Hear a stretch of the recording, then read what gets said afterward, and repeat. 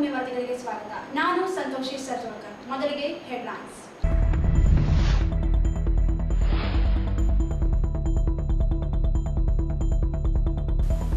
Basavasagar ಡ್ಯಾಂನಿಂದ 25 crust ಗೇಟ್ಗಳಿಂದ Krishna ನದಿಗೆ 1 lakh cusecs ನೀರು ಬಿಡುಗಡೆ.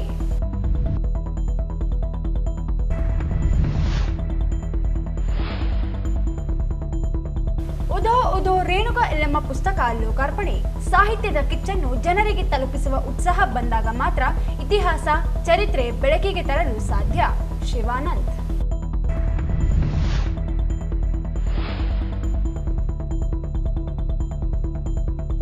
ಮಾಹಿತಿ ಹಕ್ಕು ಕಾಯ್ದೆ ನಮಗೆ 2ನೇ ಸ್ವಾತಂತ್ರ್ಯ. ಮಾಹಿತಿ ಆಯುಕ್ತ ರಾಜಶೇಖರ್.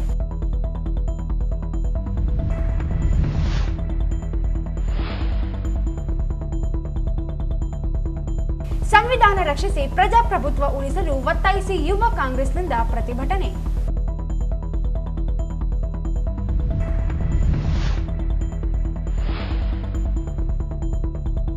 ಕುರುಬದೊಡ್ಡಿ ಗ್ರಾಮಕ್ಕೆ ಎಂಎಲ್ಸಿಎ ವಸಂತ್ ಕುಮಾರ್ ಭೇಟಿ. ಸಮಸ್ಯೆಗಳ ಬಿಚ್ಚಿಟ್ಟ ಗ್ರಾಮಸ್ಥರು, ಸ್ಪಂದಿಸುವ ಭರವಸೆ.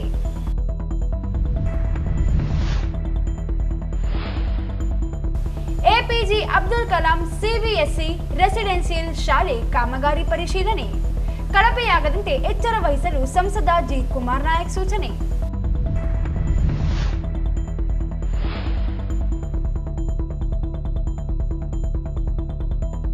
ಕೆಆರ್ಎಸ್ ಪಕ್ಷದ ತಾಲೂಕು ಪದಾಧಿಕಾರಿಗಳ ಆಯ್ಕೆ. ವಾರ್ತೆಗಳ ವಿವರ. ಮಹಾರಾಷ್ಟ್ರದ ಪಶ್ಚಿಮ ಘಟ್ಟಗಳ ಪ್ರದೇಶದಲ್ಲಿ ಸತತ ಮಳೆ ಸುರಿಯುತ್ತಿರುವುದರಿಂದ ನಾರಾಯಣಪುರ ಬಸವಸಾಗರ ಜಲಾಶಯಕ್ಕೆ 1 ಲಕ್ಷ ಕ್ಯೂಸೆಕ್ ನೀರು ಒಳಹರಿವು ಇದ್ದು, ಜಲಾಶಯದಿಂದ ಕೃಷ್ಣಾ ನದಿಗೆ 1,04,600 ಕ್ಯೂಸೆಕ್ ನೀರು ಹೊರಹರಿಬಿಡಲಾಗುತ್ತಿದೆ. ಜಲಾಶಯಕ್ಕೆ ಹೆಚ್ಚಿನ ಪ್ರಮಾಣದಲ್ಲಿ ನೀರು ಹರಿದು ಬರುತ್ತಿದ್ದ ಹಿನ್ನೆಲೆಯಲ್ಲಿ ನೀರನ್ನು ನದಿಗೆ ಹರಿಸಲಾಗುತ್ತಿದ್ದು, ನದಿ ಪಾತ್ರದ ಗ್ರಾಮಗಳ ಜನರು ಎಚ್ಚರಿಕೆಯಿಂದ ಇರುವಂತೆ ಅಧಿಕಾರಿಗಳು ತಿಳಿಸಿದ್ದಾರೆ. 33.313 ಟಿಎಂಸಿ ಅಡಿ ಸಂಗ್ರಹದ ಸಾಮರ್ಥ್ಯ ಹೊಂದಿರುವ ಜಲಾಶಯಕ್ಕೆ 31.91 ಟಿಎಂಸಿ ಅಡಿ ನೀರು ಸಂಗ್ರಹವಾಗಿದ್ದು, 95.80% ಜಲಾಶಯ ಭರ್ತಿಯಾಗಿದ್ದು, ನದಿ ಪಾತ್ರದ ಗ್ರಾಮಗಳ ಜನರು ಎಚ್ಚರಿಕೆಯಿಂದ ಇರುವಂತೆ ಜಲಾಶಯದ ಅಧಿಕಾರಿಗಳು ಸೂಚಿಸಿದ್ದಾರೆ. ಸಾಹಿತ್ಯದ ಕಿಚ್ಚನ್ನು ಜನರಿಗೆ ತಲುಪಿಸುವ ಉತ್ಸಾಹ ಬಂದಾಗ ಮಾತ್ರ ಇತಿಹಾಸ, ಚರಿತ್ರೆ, ಜಾನಪದ ಸಾಹಿತ್ಯ ಬೆಳಕಿಗೆ ತರಲು ಸಾಧ್ಯ. ಈ ಹಿನ್ನೆಲೆಯಲ್ಲಿ ದೇವರಿಗೆ ಜೀವನ ಚರಿತ್ರೆ ಇರೋದಿಲ್ಲ, ಆದರೆ ರೇಣುಕಾ ಯಲ್ಲಮ್ಮಳ ಜೀವನ ಚರಿತ್ರೆಯ ಕೃತಿ ರಚನೆ ಮಾಡಿದ್ದಾರೆ. ಹಲವು ವಿಷಯಗಳ ಕಲೆ ಹಾಕಿ ಭಕ್ತಿ ಪೂರಕವಾಗಿ ಕೃತಿ ರಚನೆ ಮಾಡಿದ್ದಾರೆ ಎಂದು ಮಹರ್ಷಿ ವಾಲ್ಮೀಕಿ ವಿಶ್ವವಿದ್ಯಾಲಯದ ಕುಲಪತಿ ಶಿವಾನಂದ ಕೆಳಗಿನ ಮನಿ ಹೇಳಿದರು. ನಗರದ ಕನ್ನಡ ಭವನದಲ್ಲಿ ಜಿಲ್ಲಾ ಕನ್ನಡ ಸಾಹಿತ್ಯ ಪರಿಷತ್, ತಾಲೂಕು ಕನ್ನಡ ಸಾಹಿತ್ಯ ಪರಿಷತ್ ಹಾಗೂ ಕಲಾ ಸಂಕುಲ ಸಂಸ್ಥೆ ಸಂಯುಕ್ತ ಆಶ್ರಯದಲ್ಲಿ ರೇಖಾ ಬಡಿಗೇರ್ ಅವರ ಉದೋ ಉದೋ ರೇಣುಕಾ ಯಲ್ಲಮ್ಮನ ಜೀವನ ಚರಿತ್ರೆ ಪುಸ್ತಕ ಲೋಕಾರ್ಪಣೆಗೊಳಿಸಿ ಮಾತನಾಡಿದರು. ಜಗತ್ತಿನ ಇತಿಹಾಸದಲ್ಲಿ ಅದರಲ್ಲೂ ದೇವರುಗಳ ಕಂಡುಬರುವುದು ಭಾರತ ದೇಶದ ಇತಿಹಾಸದ ಪುಟಗಳಲ್ಲಿ ಅನೇಕ ದೇವಾನುದೇವತೆಯರು ಕಾಣಬಹುದಾಗಿದೆ. ಧಾರ್ಮಿಕ ಭಕ್ತಿ, ಸಾಮಾಜಿಕ ಆಯಾಮದಲ್ಲಿ ಕೃತಿ ರಚನೆ ಮಾಡಿದ್ದಾರೆ. ರೇಣುಕಾ ಯಲ್ಲಮ್ಮನ ಬಗ್ಗೆ ಸಾಕಷ್ಟು ಪುಸ್ತಕಗಳು ಹೊರ ಬಂದಿವೆ. ಯಲ್ಲಮ್ಮರ ಸಂಪ್ರದಾಯಗಳು ಮತ್ತು ಆಚರಣೆಗಳು, ಯಲ್ಲಮ್ಮನ ಸಂಪ್ರದಾಯ, ಜಮದಗ್ನಿ ಕತೆ ಇವುಗಳಿಂದ ಇನ್ನೂ ಭಿನ್ನವಾಗಿ ಯಲ್ಲಮ್ಮನ ಕುರಿತು ಕೃತಿ ರಚನೆ ಮಾಡಬಹುದಿತ್ತು. ದೇವತೆಗಳ ಪರಂಪರೆಯ ನೋಡಿದಾಗ ಪುರುಷ ಪ್ರಧಾನದಲ್ಲಿ ಮಹಿಳೆ ದೇವತೆಗಳು ಕಾಣಬಹುದಾಗಿದೆ. ಸಾಕಷ್ಟು ಪುರುಷ ದೇವಾಲಯಗಳಲ್ಲಿ ಹೆಣ್ಣು ದೇವತೆಗಳನ್ನು ಕಾಣುತ್ತೇವೆ. ಇದಕ್ಕೆ ಭಿನ್ನವಾಗಿ ರೇಣುಕಾ ಯಲ್ಲಮ್ಮ ಇಲ್ಲಿಯ ಆಚರಣೆಗಳು, ಸಂಪ್ರದಾಯಗಳು ಕಾಣಬಹುದು ಎಂದರು. ಜಮದಗ್ನಿ ಮಹರ್ಷಿಗಳು ತಪಸ್ಸು ಮಾಡುತ್ತಿದ್ದಾಗ ಯಲ್ಲಮ್ಮನ ಸಮುದ್ರದಲ್ಲಿ ಸ್ನಾನ ಮಾಡುವಾಗ ಅವಳ ಮೈಯಲ್ಲಿದ್ದ ಪರಿಮಳವು ಜಮದಗ್ನಿಯ ತಪಸ್ಸಿಗೆ ಭಂಗ ತಂದಿತು. ಇದರಿಂದ ಕೋಪಗೊಂಡ ಜಮದಗ್ನಿಯು ತನ್ನ ಮಗ ಪರಶುರಾಮನಿಗೆ ಯಲ್ಲಮ್ಮನ ಶಿರಚ್ಛೇದ ಮಾಡಲು ಹೇಳುತ್ತಾನೆ. ಪರಶುರಾಮ ತಂದೆಯ ಮಾತಿನಂತೆ ತಾಯಿಯ ಶಿರಚ್ಛೇದ ಮಾಡುತ್ತಾನೆ. ಅನಂತರ ಜಮದಗ್ನಿಯು ಸಂತುಷ್ಟನಾಗಿ ಪರಶುರಾಮನಿಗೆ ವರ ನೀಡುತ್ತಾನೆ. ಪರಶುರಾಮ ತಾಯಿಯನ್ನು ಪುನಃ ಬದುಕಿಸುವಂತೆ ಕೇಳುತ್ತಾನೆ. ಆಗ ಜಮದಗ್ನಿ ಯಲ್ಲಮ್ಮನನ್ನು ಬದುಕಿಸುತ್ತಾನೆ.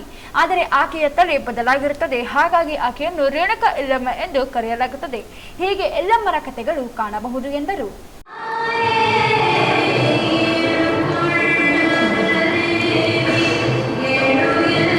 ಸ್ವಲ್ಪ ನಿಂತ್ಕೊಬಿಡಿ ಸರ್. ಹಾಗೆ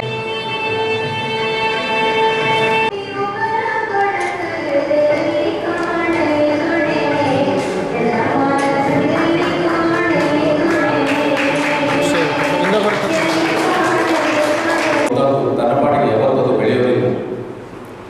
ಯಾರಾದರೂ ಸಾಹಿತ್ಯಾಸಕ್ತರು ಅದನ್ನು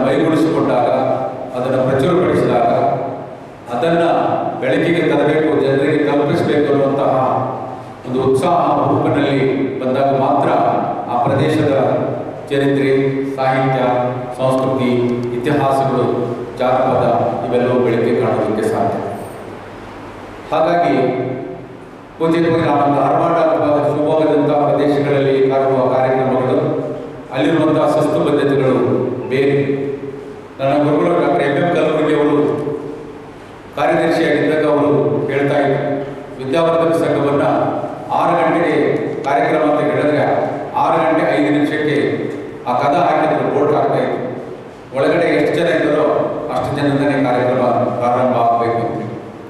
ಅಂದರೆ ಈ ರೀತಿಯ ಒಂದು ಶಿಸ್ತನ್ನು ಅವರು ಕಲಿಸಿದ್ದರ ಫಲವಾಗಿ ಅಲ್ಲಿ ಭೌತಿಕವಾಗಿ ತಡ ಆಗೋದಿಲ್ಲ ಅಂತಲ್ಲ, ತಡ ಅಂದರೆ ಅಮ್ಮಮ್ಮ ಅಂದರೆ ಅರ್ಧ ಗಂಟೆ, 3/4 ಗಂಟೆ. ಯಾಕಂದ್ರೆ ಬಂದು ಸಭೆಗಳು ಬೈಲಿಕ್ಕೆ ಶುರು ಮಾಡ್ತಾರೆ, ಆಯೋಜಕರಿಗೆ ಪ್ರಾರಂಭ ಮಾಡಬೇಕಾದ್ರೆ ಬರ್ತಾರೆ ಅಂತೇಳಿ. ಹಾಗಾಗಿ ಇರಲಿ.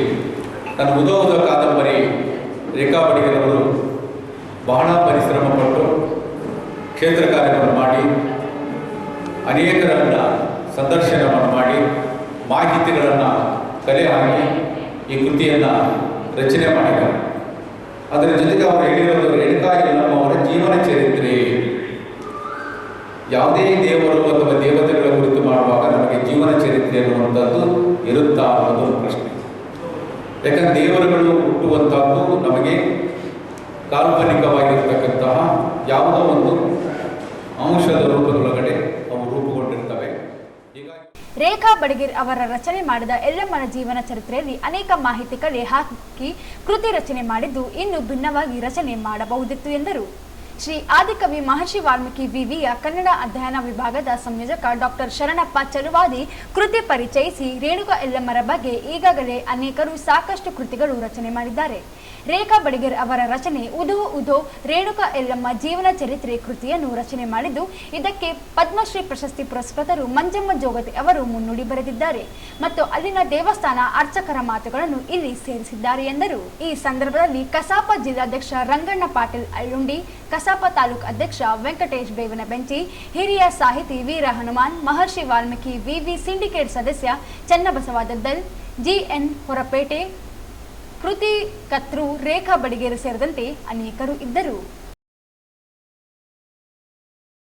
ಪ್ರತಿಯೊಬ್ಬರು ಮಾಹಿತಿ ಪಡೆದುಕೊಳ್ಳಲು ಸಹಕಾರಿಯಾದ ಮಹತ್ವದ ಮಾಹಿತಿ ಹಕ್ಕು ಕಾಯ್ದೆಯು ನಮಗೆ ದೊರೆತ 2ನೇ ಸ್ವಾತಂತ್ರ್ಯವಾಗಿದೆ ಎಂದು ಪೀಠ ಸಂಖ್ಯೆ 5ರ ರಾಜ್ಯ ಮಾಹಿತಿ ಆಯುಕ್ತರಾದ ರಾಜಶೇಖರ್ ಎಸ್ ಅವರು ಹೇಳಿದರು.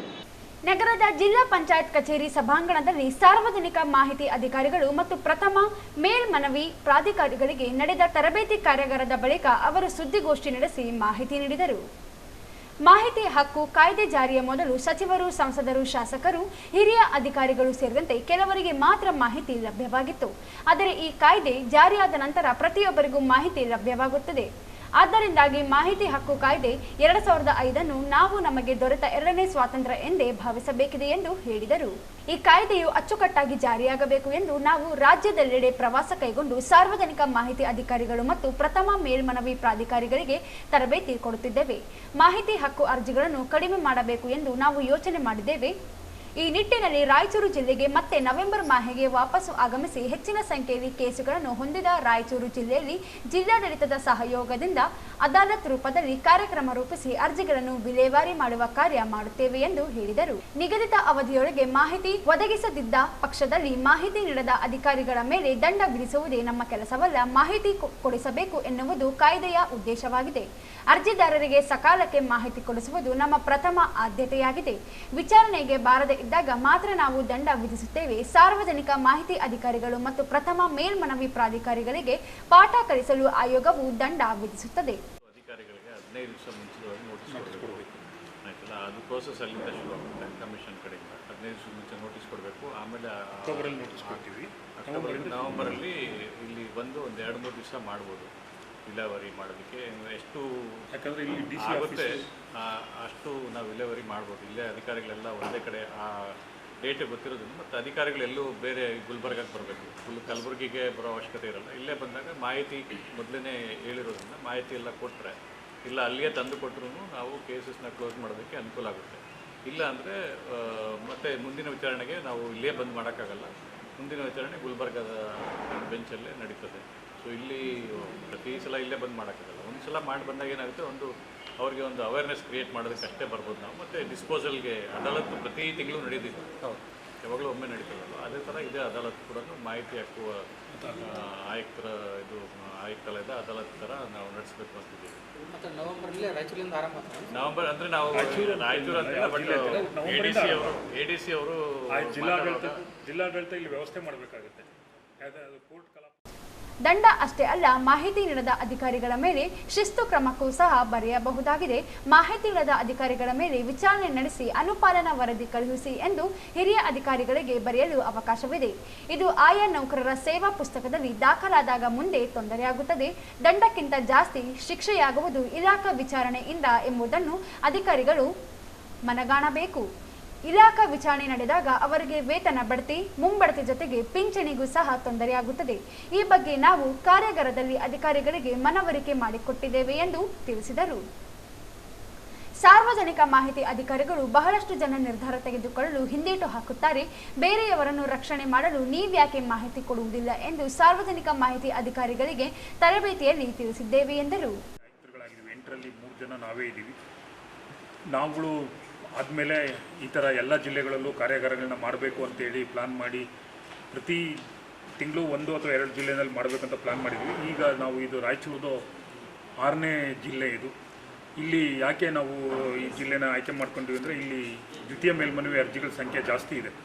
ರಾಜ್ಯಕ್ಕೆ ಇದು 4ನೇ ಸ್ಥಾನದಲ್ಲಿದೆ. 2238 ದ್ವಿತೀಯ ಮೇಲ್ಮನವಿ ಅರ್ಜಿಗಳು ನಮ್ಮ ಆಯೋಗದ ಮುಂದೆ ರಾಯಚೂರು ಜಿಲ್ಲೆಯವು ಬಾಕಿ ಇದ್ದಾವೆ. ಇದುವರೆಗೂ ರಾಯಚೂರು ಜಿಲ್ಲೆಯ ಒಂದು 20 ವರ್ಷದಲ್ಲಿ 10,330 ದ್ವಿತೀಯ ಮೇಲ್ಮನವಿ ಅರ್ಜಿಗಳು ರಾಯಚೂರು ಜಿಲ್ಲೆಯವೇ ವಿಲೇವಾರಿಯಾಗಿದ್ದಾವೆ ಕಾಯ್ದೆ ಬಂದಾಗಿಂದ. ಇನ್ನೂ 2238 ಬಾಕಿ ಇದ್ದಾವೆ. ನಾವು ಆಯೋಗಕ್ಕೆ ಬಂದಂಥ ಸಂದರ್ಭದಲ್ಲಿ 56,000 ದ್ವಿತೀಯ ಮೇಲ್ಮನವಿ ಅರ್ಜಿಗಳಿತ್ತು. ನಾವು ನ್ಯಾಯಾಲಯದ ಕಲಾಪಗಳನ್ನ ಶೀಘ್ರಗತಿಯಲ್ಲಿ ಮಾಡ್ತಾ ಇರೋದ್ರಿಂದ ನಮ್ಮ ಅರ್ಜಿಗಳ ಸಂಖ್ಯೆ ಈಗ 44,330ಕ್ಕೆ ಇಳಿದಿದೆ. ನಮ್ಮ ಅವಧಿ ಮುಗಿಯೋದ್ರೊಳಗಡೆ ಎಲ್ಲ ಅರ್ಜಿಗಳನ್ನು ವಿಲೇವಾರಿ ಮಾಡಿ ಹೋಗಬೇಕು ಅಂತೇಳಿ. ಯಾಕೆಂದರೆ ಪ್ರತಿ ವರ್ಷ ಮತ್ತಷ್ಟು ಅರ್ಜಿಗಳು ಬರ್ತಾನೆ ಇರುತ್ತೆ. ಈಗಾಗಲೇ ನಾವು ಬಂದು ಇಷ್ಟು ವಿಲೇವಾರಿ ಮಾಡಿದ್ದೀವಿ. ಈಗಾಗಲೇ 5,000 to 6,000 ಹೊಸ ಅರ್ಜಿಗಳು ಕೂಡ ಬಂದಿದ್ದಾವೆ. ಅವನ್ನು ಸೇರಿಸಿದಂಗೆ ಇವರು ಎಲ್ಲವನ್ನು ಇನ್ನೂ ವಿಲೇವಾರಿ ಮಾಡಬೇಕು ಅಂತೇಳಿ ಡೈಲಿ ನಾವು 30 to 40 ಕೇಸ್ಗಳನ್ನ ವಿಲೇವಾರಿ ಮಾಡ್ತಾ ಇದ್ದೀವಿ. ಅದನ್ನು ಸಂಖ್ಯೆನೂ ಕೂಡ ನಾವು ಜಾಸ್ತಿ ಮಾಡಿಕೊಂಡು ಇನ್ನಷ್ಟು ಶೀಘ್ರವಾಗಿ ಇನ್ನಷ್ಟು ವೇಗ ಕೊಡಬೇಕು ಅದಕ್ಕೆ ಅಂತೇಳಿ ಅದಕ್ಕೋಸ್ಕರನೇ PIOಗಳಿಗಿರೋಂಥ ಅನುಮಾನಗಳನ್ನ ಬಗೆಹರಿಸಬೇಕು ಅನ್ನೋ ಒಂದೇ ಉದ್ದೇಶದಿಂದ ಕಾರ್ಯಾಗಾರ ಮಾಡಿದ್ದೇವೆ. ಇವತ್ತು ಇಲ್ಲಿ ಕಾರ್ಯಾಗಾರದಲ್ಲಿ ಜಿಲ್ಲಾಡಳಿತ ತುಂಬ ಚೆನ್ನಾಗಿ ಇದನ್ನು ಎಲ್ಲ ವ್ಯವಸ್ಥೆ ಮಾಡಿದ್ರು. ಅವರು ಎಲ್ಲರೂ ನಮ್ಮ ಎಲ್ಲ ಏನು ಕಾನೂನು ಇದೆ ಅದನ್ನು ಮನವರಿಕೆ ಮಾಡಿಕೊಟ್ರು. ಯಾಕೆ ಅಂತ ಹೇಳಿದ್ರೆ PIOಗಳು ಹೊಸಬ್ರು ಬಂದಿರ್ತಾರೆ, ಜಿಲ್ಲೆಗಳು ತಾಲೂಕುಗಳು ಡಿವೈಡ್ ಆಗಿ ಅಲ್ಲಿಂದ ಕಡತಗಳು ಒಂದು ಕಡೆಯಿಂದ ಇನ್ನೊಂದು ಕಡೆಗೆ ಹೋಗಿರೋದಿಲ್ಲ. ಈ ಥರದ್ದೆಲ್ಲ ಅನುಮಾನಗಳು ಆ ಥರದ್ದೆಲ್ಲ ಸಮಸ್ಯೆಗಳಿರೋದ್ರಿಂದ ಏನೇನು ಮಾಡಬೇಕು, ಕಡತ ಕಣ್ಮರೆ ಆಗಿದ್ದರೆ ಏನು ಮಾಡಬೇಕು, ಈ ಥರದ್ದೆಲ್ಲವನ್ನು ಕೂಡ ಅವರಿಗೆ ವಿವರಿಸಿ ಹೇಳಿದ್ದೇವೆ. ಆಮೇಲೆ ನಾವು ನವೆಂಬರಿಂದ ಕನ್ನಡ ರಾಜ್ಯೋತ್ಸವ ಮಾಸಾಚರಣೆಯಲ್ಲಿ ಈ ಕಾರ್ಯಾಗಾರಕ್ಕೆ ಜಿಲ್ಲಾಡಳಿತದಿಂದ ಉತ್ತಮವಾದ ಸಹಕಾರ ಸಿಕ್ಕಿದೆ ಎಂದು ಇದೇ ವೇಳೆ ರಾಜಶೇಖರ್ ಎಸ್ ಅವರು ತಿಳಿಸಿದರು. ಪತ್ರಿಕಾಗೋಷ್ಠಿಯಲ್ಲಿ ಪೀಠ ಸಂಖ್ಯೆ 4ರ ರಾಜ್ಯ ಮಾಹಿತಿ ಆಯುಕ್ತರಾದ ರುದ್ರಣ್ಣ ಹರ್ತಿಕೋಟೆ, ಅಪರ ಜಿಲ್ಲಾಧಿಕಾರಿ ಶಿವಾನಂದ ಭಜಂತ್ರಿ ಇದ್ದರು. ಮತ ಕಳ್ಳತನದ ವಿರುದ್ಧ ರಾಹುಲ್ ಗಾಂಧಿ ನೇತೃತ್ವದಲ್ಲಿ ದೇಶದಾದ್ಯಂತ ನಡೆಯುತ್ತಿರುವ ವೋಟ್ ಚೋರಿ ಅಭಿಯಾನ ಬೆಂಬಲಿಸಿ ನಗರದ ಕೇಂದ್ರ ಬಸ್ ನಿಲ್ದಾಣದ ಮುಂದೆ ಯುವ ಕಾಂಗ್ರೆಸ್ ಕಾರ್ಯಕರ್ತರು ಪ್ರತಿಭಟನೆ ನಡೆಸಿದರು. ನಗರದ ಕೇಂದ್ರ ಬಸ್ ನಿಲ್ದಾಣದ ಎದುರು ಸಂವಿಧಾನ ರಕ್ಷಿಸಿ ಪ್ರಜಾಪ್ರಭುತ್ವ ಉಳಿಸಿ ಘೋಷಣೆ ಕೂಗಿ ವಾಹನಗಳಿಗೆ ಅಭಿಯಾನದ ಪೋಸ್ಟರ್ ಅಂಟಿಸಲಾಯಿತು. ಪ್ರತಿಭಟನೆಯನ್ನುದ್ದೇಶಿಸಿ ಸಂಸದ ಜಿ ಕುಮಾರ್ ನಾಯಕ್ ಮಾತನಾಡಿ, ಸಂವಿಧಾನ ರಕ್ಷಿಸಿ ಪ್ರಜಾಪ್ರಭುತ್ವ ಉಳಿಸಲು ಮುಂದಾಗಬೇಕಿದೆ ಎಂದರು.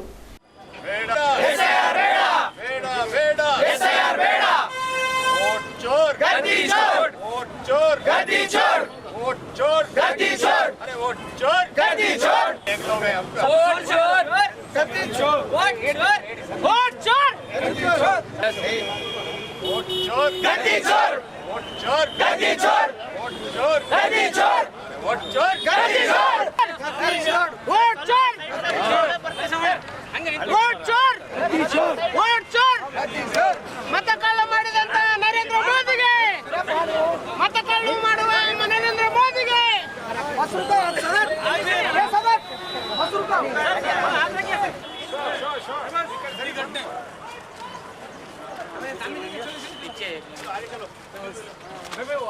ತೆಲಂಗಾಣ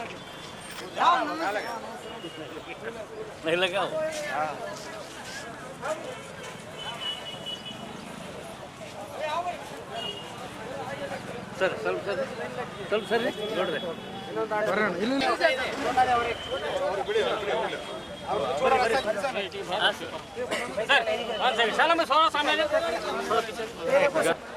सर एक मिनट ठहरे सर ठहरो आटा किसका सर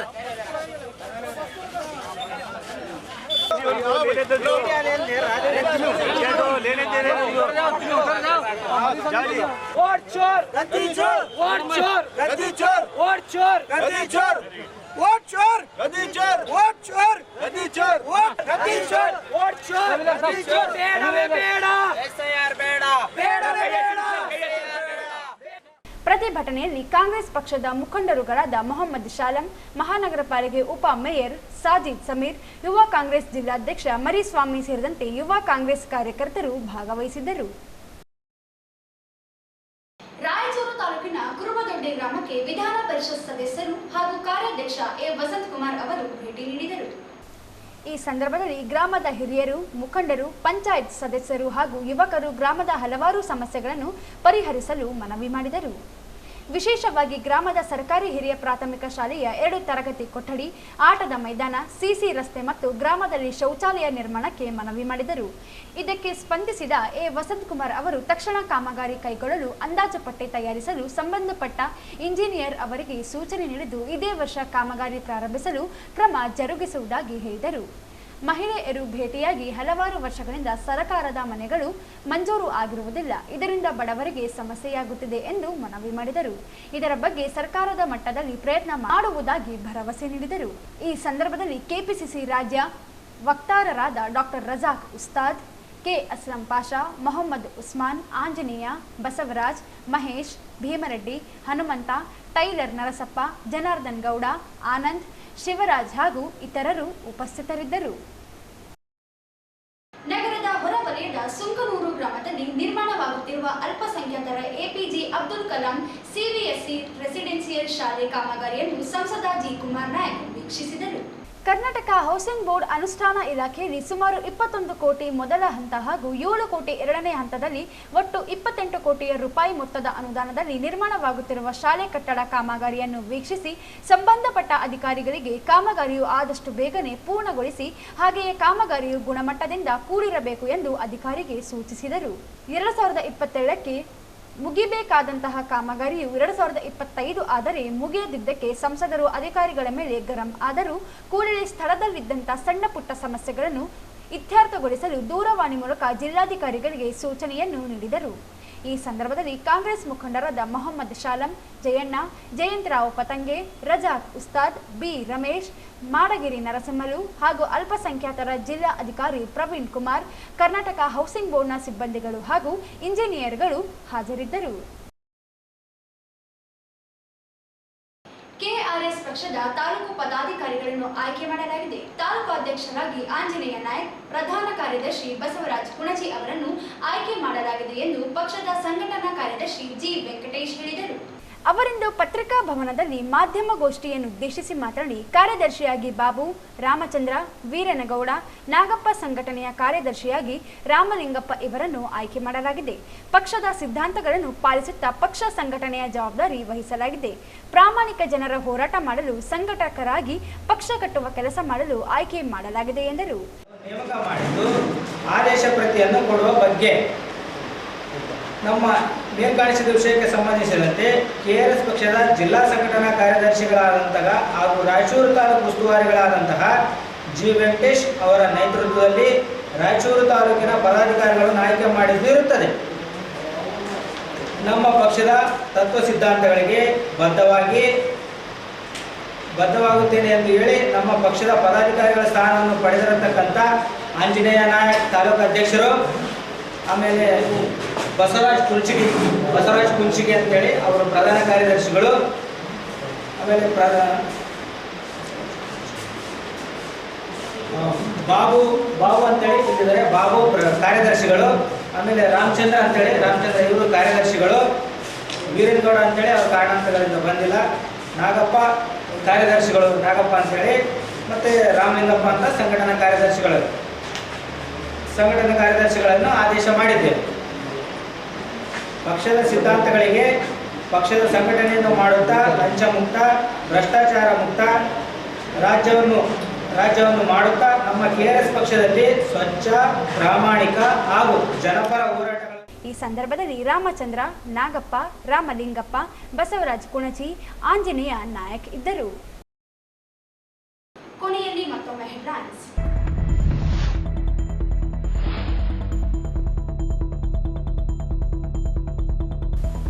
ಬಸವಸಾಗರ ಡ್ಯಾಂನಿಂದ 25 ಕ್ರಸ್ಟ್ ಗೇಟ್ಗಳಿಂದ ಕೃಷ್ಣಾ ನದಿಗೆ 1 ಲಕ್ಷ ಕ್ಯೂಸೆಕ್ಸ್ ನೀರು ಬಿಡುಗಡೆ.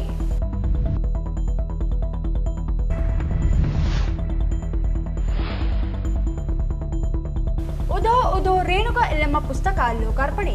ಸಾಹಿತ್ಯದ ಕಿಚ್ಚನ್ನು ಜನರಿಗೆ ತಲುಪಿಸುವ ಉತ್ಸಾಹ ಬಂದಾಗ ಮಾತ್ರ ಇತಿಹಾಸ, ಚರಿತ್ರೆ ಬೆಳಕಿಗೆ ತರಲು ಸಾಧ್ಯ. ಶಿವಾನಂದ್.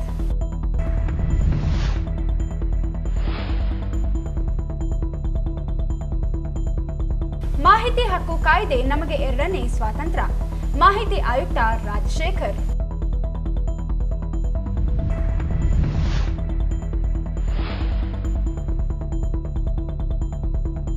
ಸಂವಿಧಾನ ರಕ್ಷಿಸಿ ಪ್ರಜಾಪ್ರಭುತ್ವ ಉಳಿಸಲು ಒತ್ತಾಯಿಸಿ ಯುವ ಕಾಂಗ್ರೆಸ್ನಿಂದ ಪ್ರತಿಭಟನೆ.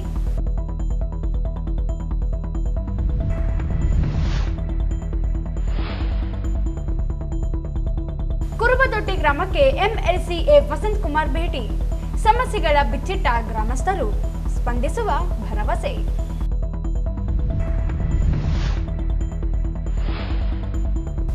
APJ Abdul Kalam CBSE residential ಶಾಲೆ ಕಾಮಗಾರಿ ಪರಿಶೀಲನೆ. ಕಳಪೆಯಾಗದಂತೆ ಎಚ್ಚರ ವಹಿಸಲು ಸಂಸದ G. ಕುಮಾರ್ ನಾಯಕ್ ಸೂಚನೆ.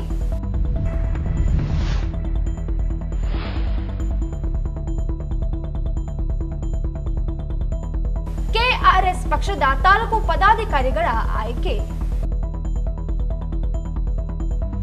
ಇಲ್ಲಿಗೆ ವಾರ್ತೆಗಳ ಪ್ರಸಾರ ಮುಕ್ತಾಯವಾಯಿತು. ಮುಂದಿನ ವಾರ್ತೆಗಳೊಂದಿಗೆ ಮತ್ತೆ ಭೇಟಿಯಾಗೋಣ. ವಂದನೆಗಳು.